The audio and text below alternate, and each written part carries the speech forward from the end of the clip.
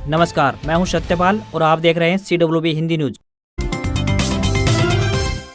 आज 23 फरवरी 2023 दिन बृहस्पतिवार। आइए सबसे पहले एक नजर डाल लेते हैं दिन भर की सुर्खियों पर। पीएम किसान सम्मान निधि योजना पर सामने आई बड़ी अपडेट। इस दिन जारी होगी 13वीं किस्त। हरियाणा में स्कूलों का टाइम बदला, आज से जल्दी खुलेंगे स्कूल। मौसम गर्म होने के चलते इस बार 23 फरवरी यानी आज से समय में किया गया बदलाव। हरियाणा सरकार आज पेश करेगी बजट। 2024 चुनाव से पहले खुलेगा सौगातों का पिटारा। हरियाणा केंद्रीय विश्वविद्यालय में होगी अब 4 वर्षीय BA BEd की पढ़ाई। NCTE से मिली मंजूरी। भिवानी से मेरठ तक शुरू हुई हरियाणा रोडवेज की प्रतिदिन बस 1:14 पर रवाना होकर रात्रि 8:30 बजे मेरठ पहुंचेगी। तो वहीं मेरठ से यह बस सुबह 4 बजे वापस भिवानी के लिए रवाना होगी। हरियाणा विधानसभा में OPS पर गिरी कांग्रेस। हुड्डा बोले गलती से बंद की फिर लागू करेंगे। गोरक्षकों को हथियार पर हंगामा तो टेंडरिंग जारी रहेगी। भारत चीन के बीच बीजिंग में बातचीत। लद्दाख झड़प के बाद पहली बार आमने सामने बैठकर हुई बात। और अब खबरें विस्तार से।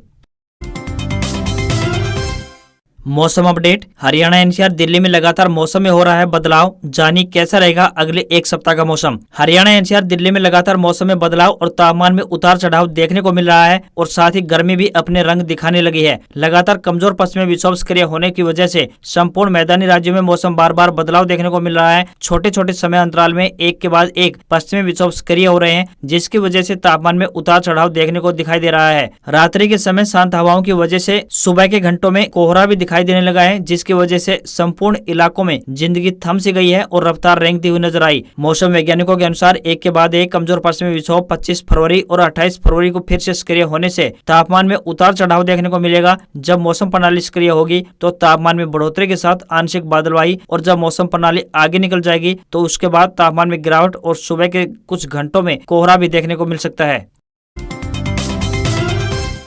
दुष्यंत चौटाला बोले हरियाणा में होगा भारत के सबसे हल्के बुलेट प्रूफ जैकेट का निर्माण। हरियाणा के उप मुख्यमंत्री दुष्यंत चौटाला ने कहा कि राज्य सरकार प्रदेश के उद्योगों को सर्वोत्तम पारिस्थितिकी तंत्र प्रदान करने के लिए प्रतिबद्ध है। डिप्टी CM, जिनके पास वाणिज्य एवं उद्योग विभाग का प्रभार भी है, चंडीगढ़ में CII की नॉर्थ जोन रीजनल काउंसिल की छठी बैठक में बतौर मुख्य अतिथि संबोधित कर रहे थे। उप मुख्यमंत्री दुष्यंत चौटाला ने कहा कि हरियाणा सरकार गुरुग्राम में एक ग्लोबल सिटी का निर्माण, एक एकीकृत multi modal logistic hub Narnaul में, एक इलेक्ट्रॉनिक्स मैन्युफैक्चरिंग क्लस्टर IMT सोना में और हिसार में इंटीग्रेटेड एविएशन हब की स्थापना कर रही है। दुष्यंत चौटाला ने उद्योगपतियों को हरियाणा में निवेश करने का न्योता देते हुए कहा कि हरियाणा अवसरों और उद्यमों की भूमि है। उन्होंने बताया कि हाल ही में मिश्र धातु निगम लिमिटेड मिधानी हैदराबाद ने रक्षा और सशस्त्र पुलिस बलों की परिचालन आवश्यकता को पूरा करने के लिए IMT रोहतक में 10 एकड़ में फैली अपनी नई आर्मिंग यूनिट की स्थापना की है। मिधानी उद्योग हरियाणा में अपना विनिर्माण संयंत्र स्थापित करने वाला पहला रक्षा PSU है, जो सुरक्षा बलों के लिए लगभग सभी प्रकार के बख्तरबंद उत्पादों का उत्पादन करेगा और साथ ही यह भाभा कवच भारत के सबसे हल्के बुलेट प्रूफ जैकेट का निर्माण करेगा। उप मुख्यमंत्री दुष्यंत चौटाला ने यह भी बताया कि हरियाणा में मारुति सुजुकी इंडिया लिमिटेड से 20,000 करोड़ रुपए का बड़ा निवेश हुआ है, जिसमें कंपनी खरखोदा में 2 पहिया और 4 पहिया वाहनों का निर्माण करेगी।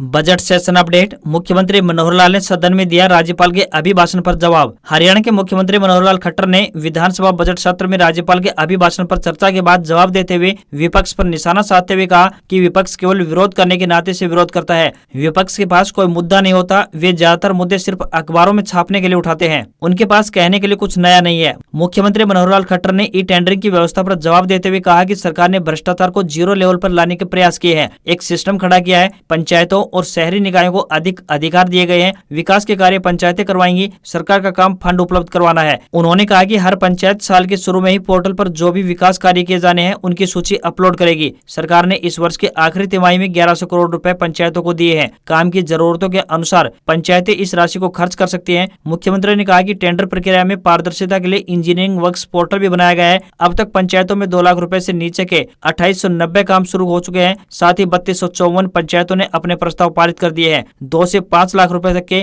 3297 काम पोर्टल पर अपलोड हो चुके हैं। उन्होंने कहा कि लगभग 600 कॉन्ट्रैक्टर ने पोर्टल पर पंजीकरण करवाया है। मुख्यमंत्री मनोहर लाल खट्टर ने कहा कि निर्माण कार्यों में भ्रष्टाचार पर अंकुश लगाने के लिए क्वालिटी एश्योरेंस अथॉरिटी बनाई गई है, जो समय समय पर निर्माण कार्यों की चेकिंग करेगी और सर्टिफिकेट जारी करेगी। इस सर्टिफिकेट के बाद ही पेमेंट की जाएगी।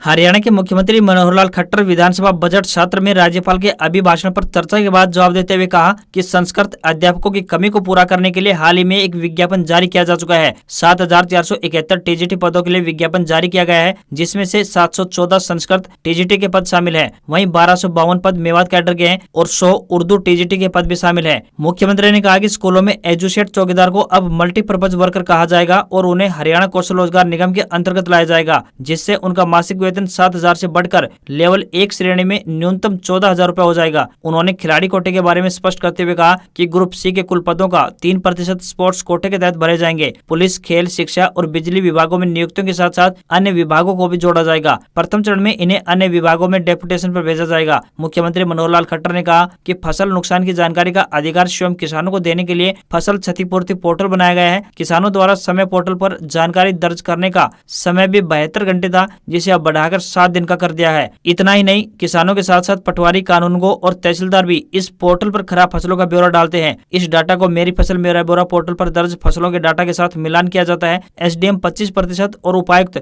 10% खराबे की रैंडमली चेकिंग भी करते हैं। इस सारी प्रक्रिया से किसानों के फसल की वास्तविक खराबे की जानकारी भी मिल जाती है। आप नेता अनुराग ढांडा बोले, राजनीति से संन्यास लेकर पश्चाताप करे भूपेंद्र सिंह हुड्डा। आम आदमी पार्टी के वरिष्ठ नेता अनुराग ढांडा ने पुरानी पेंशन स्कीम पर पूर्व मुख्यमंत्री भूपेंद्र सिंह हुड्डा को घेरा है। उन्होंने कहा कि हरियाणा के पूर्व मुख्यमंत्री भूपेंद्र सिंह हुड्डा को पुरानी पेंशन योजना का मुद्दा हंसी मजाक लग रहा है। विधानसभा सदन में गर्व से बता रहे हैं कि हरियाणा के कर्मचारियों की पुरानी पेंशन इन्होंने बंद की थी। सच ये है कि कांग्रेस ने कर्मचारियों की पीठ में छुरा घोंपा और बीजेपी उस घाव को कुरेद रही है। आपके वरिष्ठ नेता अनुराग ढांडा ने कहा कि भूपेंद्र हुड्डा सदन में माफी मांग रहे हैं कि उनसे गलती हो गई थी। उन्होंने कहा कि कांग्रेस की सरकार में ही उन्होंने 2006 में पूरे प्रदेश के सरकारी कर्मचारियों के साथ धोखा करने का काम किया था। सदन में माफी मांगने से काम नहीं चलेगा, उन्हें पूरे प्रदेश के सरकारी कर्मचारियों से माफी मांगनी होगी। साथ ही अनुराग ढांडा ने कहा कि भूपेंद्र हुड्डा ने लाखों परिवारों की जिंदगी बर्बाद करने का काम किया था, उन्हें राजनीति से संन्यास लेकर पश्चाताप करना चाहिए। उन्होंने कहा कि आम आदमी पार्टी ने पंजाब में भी पुरानी पेंशन स्कीम लागू करने का काम किया है। वर्ष 2024 में हरियाणा में भी आम आदमी पार्टी की सरकार आने पर पुरानी पेंशन स्कीम लागू करेंगे।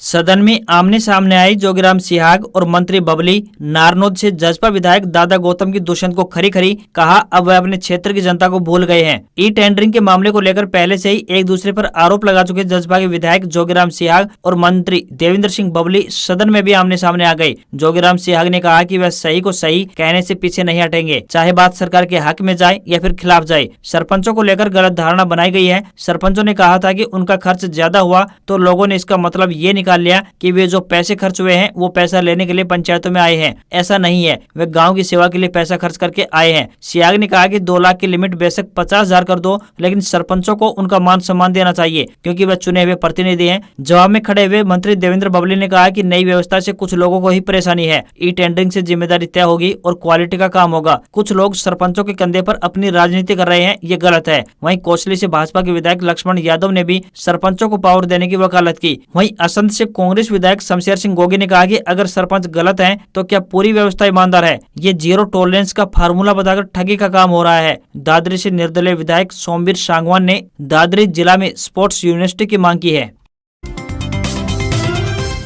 हरियाणा सरकार ने इग्नू की बीटेक डिग्री और डिप्लोमा को नियुक्तियों व पदोन्नति के लिए दी मान्यता। हरियाणा सरकार ने Indira Gandhi national open university यानी इग्नू द्वारा प्रदान की गई बीटेक डिग्री और डिप्लोमा को नियुक्तियों और पदोन्नतियों के लिए मान्यता देने का बड़ा निर्णय लिया है। प्रदेश सरकार ने फैसला लिया है कि इंदिरा गांधी राष्ट्रीय मुक्त विश्वविद्यालय द्वारा शैक्षणिक वर्ष 2010-11 और 2011-12 तक प्रदान की गई इंजीनियरिंग में बीटेक डिग्री और डिप्लोमा को भी प्रारंभिक नियुक्तियों और पदोन्नतियों के लिए वैध माना जाएगा। हरियाणा सरकार का यह फैसला बीटेक डिग्री और डिप्लोमा कर के विद्यार्थियों के लिए काफी फायदेमंद साबित होगा।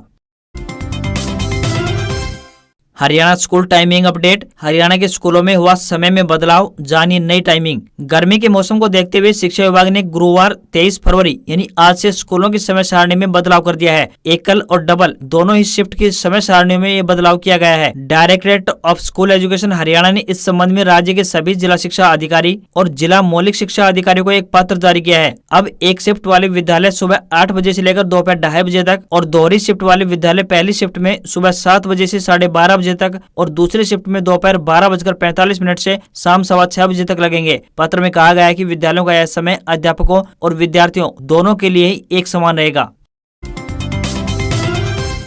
प्रधानमंत्री मातृ वंदना योजना के अंतर्गत लाभार्थी को डीबीटी के माध्यम से दी जाती है प्रोत्साहन स्वरूप राशि। जानिए पूरा प्रोसेस। पलवल के उपायुक्त नेहा सिंह ने बताया कि महिलाओं को अल्प पोषण व एनीमिया से बचाने के लिए प्रधानमंत्री मातृ वंदना योजना शुरू की गई है। इस योजना के तहत मातृत्व लाभ देने हेतु परिवार में पहले जीवित बच्चे के लिए गर्भवती महिलाओं एवं स्तनपान कराने वाली माताओं के खाते में सीधे 5,000 रूपए की राशि डीबीटी के माध्यम से 3 किस्तों में प्रोत्साहन स्वरूप प्रदान की जाती है। पहली किस्त की बात करें तो इसमें 1,000 रूपए, दूसरी किस्त के अंतर्गत 2,000 रूपए तथा तीसरी किस्त के दौरान 2,000 रूपए की प्रोत्साहन राशि दी जाएगी। उन्होंने बताया कि योजना का लाभ उठाने के लिए निकटतम आंगनवाड़ी केंद्र पर पंजीकरण करवाकर नजदीकी स्वास्थ्य विभाग से एमसीपी कार्ड प्राप्त करें। योजना के बारे में अधिक जानकारी के लिए केवल आंगनवाड़ी सुपरवाइजर या फिर लघु सचिवालय पलवल के प्रथम तल पर स्थित कमरा नंबर 110 व 111 में जिला योजना समन्वयक से संपर्क कर सकते हैं। किसी भी व्यक्ति से फोन या फिर व्यक्तिगत रूप से बैंक व आधार कार्ड से संबंधित जानकारी साझा न करें। महेंद्रगढ़ जिले के दिव्यांग जनों के लिए दिव्यांग प्रमाण पत्र व यूडीआईडी कार्ड बनवाने के लिए आगामी 24 फरवरी यानी कल से लेकर 3 मार्च तक विभिन्न स्थानों पर ये कैंप लगाए जाएंगे। यह जानकारी देते हुए अतिरिक्त उपायुक्त वैशाली सिंह ने बताया कि केंद्र व राज्य सरकार की दिव्यांगजनों से संबंधित सभी प्रकार की योजनाओं के लिए यूडीआईडी कार्ड जरूरी होता है। ऐसे में जिले के दिव्यांगजनों के लिए विशेष शिविर लगाया गया है ताकि उन्हें भविष्य में किसी भी प्रकार की योजना का लाभ लेने में कोई परेशानी न हो। उन्होंने बताया कि दिव्यांग प्रमाण पत्र व यूडीआईडी कार्ड बनवाने के लिए 24, 25 और 26 फरवरी को नागरिक अस्पताल नारनौल व महेंद्रगढ़ अस्पताल में ये कैंप लगाया जाएगा। इसी प्रकार 27 व 28 फरवरी को नागरिक अस्पताल व उप जिला अस्पताल कनीना में भी कैंप लगाए जाएंगे। उन्होंने बताया कि 1 व 2 मार्च को नांगल चौधरी व अटेली सामुदायिक स्वास्थ्य केंद्र पर कैंप लगाकर दिव्यांग प्रमाण पत्र बनाए जाएंगे। साथ ही 3 मार्च को सतनाली व अटेली सामुदायिक स्वास्थ्य केंद्र पर ये कैंप लगाए जाएंगे। उन्होंने बताया कि इस शिविर में मूक व बधिर तथा मानसिक रूप से परेशान या फिर चलने फिरने में असमर्थ पात्रों के प्रमाण पत्र बनाए जाएंगे। लड़कियों व महिलाओं को उच्च शिक्षा प्राप्त करने के लिए ब्याज दर में 5% का अनुदान, आप भी उठा सकते हैं इसका लाभ। हरियाणा महिला विकास निगम की ओर से लड़कियों व महिलाओं को देश विदेश में उच्च शिक्षा प्राप्त करने के लिए बैंकों से ऋण लेने पर ब्याज दर में 5% अनुदान दिया जाता है। यह जानकारी देते हुए अतिरिक्त उपायुक्त वैशाली सिंह ने बताया कि महंगे ब्याज दर के अभाव में कोई भी छात्रा उच्च शिक्षा प्राप्त करने से वंचित न रहे, इसलिए सरकार लड़कियों व महिलाओं को उच्च शिक्षा प्राप्त करने पर 5% ब्याज दर से सब्सिडी देने के लिए वचनबद्ध है। एडीसी ने बताया कि यह सुविधा प्राप्त करने के लिए आय, जाति सहित कोई भी अन्य शर्त नहीं है। इसके लिए लड़कियों व महिलाओं का हरियाणा का स्थायी निवासी होना चाहिए। उन्होंने साथ ही यह भी बताया कि यह योजना लड़कियों व महिलाओं के लिए बेहद लाभकारी साबित हो रही है। इस संबंध में अन्य किसी जानकारी के लिए बस स्टैंड के नजदीक नरुला होटल के पीछे स्थित हरियाणा महिला विकास निगम कार्यालय नारनौल में आकर या साथ ही दूरभाष संख्या 01282 250 346 पर भी फोन पर इस संबंध में अधिक जानकारी ले सकते हैं। Haryana SSC TGT jobs update. Haryana में 7,471 पदों पर निकली टीचर भर्ती। हरियाणा कर्मचारी चयन आयोग की तरफ से टीजीटी पदों के लिए आवेदन मांगे गए हैं। जो भी उम्मीदवार इन पदों के लिए इच्छुक हैं वह ऑनलाइन माध्यम से अपने आवेदन भेज सकते हैं। इस भर्ती के जरिए मेवात कैडर और शेष हरियाणा में टीजीटी पदों को भरा जाएगा। आवेदन करने की शुरू तिथि की बात करें तो आज यानी 23 फरवरी 2023 से प्रारंभ हो चुके हैं। आवेदन करने की अंतिम तिथि 15 मार्च 2023 तय की गई है। इन पदों के लिए उम्मीदवार ग्रेजुएट के साथ साथ बीएड या फिर बीएलएड प्लस एस्टेट पास होने चाहिए। इन पदों के लिए उम्मीदवारों को ऑनलाइन आवेदन करने होंगे। जनरल कैटेगरी के पुरुष व महिला उम्मीदवारों के लिए 150 रूपए फीस निर्धारित की गई है। साथ ही हरियाणा के महिला कैंडिडेट्स के लिए ये फीस 75 रूपए होगी। वहीं SC/BC व EWS पुरुष कैंडिडेट के लिए 35 रूपए, तो वहीं SC/BC EWS महिला कैंडिडेट के लिए ये फीस 18 रूपए तय की गई है। पीएम किसान सम्मान निधि योजना पर सामने आई बड़ी अपडेट। इस दिन जारी हो सकती है 13वीं किस्त। पीएम किसान सम्मान निधि योजना की 13वीं किस्त को लेकर अभी भी सस्पेंस बना हुआ है। कई रिपोर्ट्स में इस प्रकार का दावा किया जा रहा है कि पीएम किसान निधि की 13वीं किस्त 24 फरवरी को जारी की जा सकती है। हालांकि अभी तक इस बारे में कोई भी आधिकारिक जानकारी सामने नहीं आई है। वहीं उम्मीद इस बात की भी है कि पीएम नरेंद्र मोदी के नेतृत्व वाली सरकार प्रधानमंत्री किसान सम्मान निधि योजना की बहुप्रतीक्षित योजना की 13वीं किस्त होली से पहले जारी कर सकती है। आपको यहाँ पर बता दें कि इससे पहले 12वीं किस्त 17 अक्टूबर 2022 को जारी की जा चुकी है। सरकार की तरफ से इस योजना के जरिए हर साल पात्र किसानों को 6,000 रूपए की सहायता राशि दी जाती है। ये सहायता राशि एक साथ न देकर 3 किस्तों में उपलब्ध करवाई जाती है। बजट पेश होने से पहले इस प्रकार की भी अटकलें लगाई जा रही थी कि सरकार किसान सम्मान निधि के तहत मिलने वाली राशि को बढ़ा सकती है, परंतु कृषि मंत्री नरेंद्र सिंह तोमर ने लोकसभा में अपने लिखित उत्तर में कहा है कि फिलहाल ऐसा कोई प्रस्ताव नहीं है।